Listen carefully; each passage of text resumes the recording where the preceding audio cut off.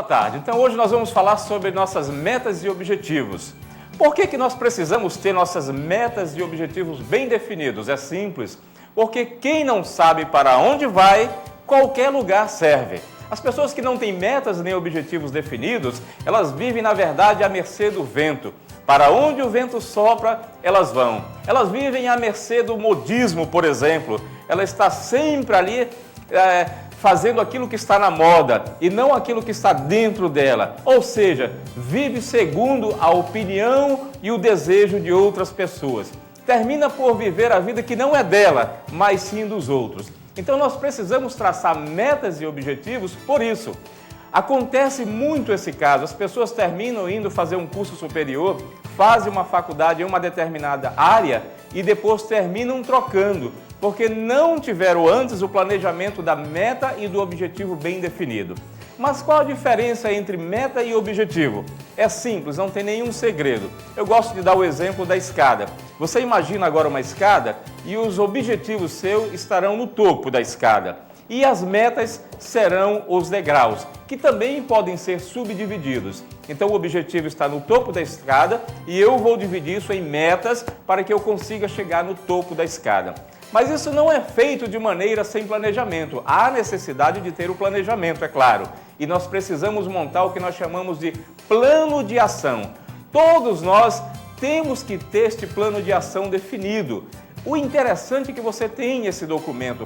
Faça o documento, escreva aí, meus objetivos são esses aqui na vida. E para eu atingir esses objetivos, eu vou construir, eu vou galgar essas metas aqui. Então no plano de ação, algumas coisas precisam ser definidas. A primeira delas é o que eu vou fazer.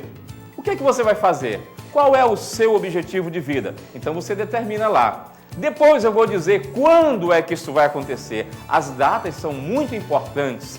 Você tem que definir o que você vai fazer e depois quando você vai fazer ou quando eu vou começar. Depois, onde o plano terá o acontecimento. Então, quando, o que, onde. Eu quero saber também quem vai fazer, quem são as pessoas que irão me ajudar a executar o plano. Eu irei fazer tudo sozinho ou tem mais alguém que irá fazer comigo? Depois vem ainda, como eu vou fazer o plano?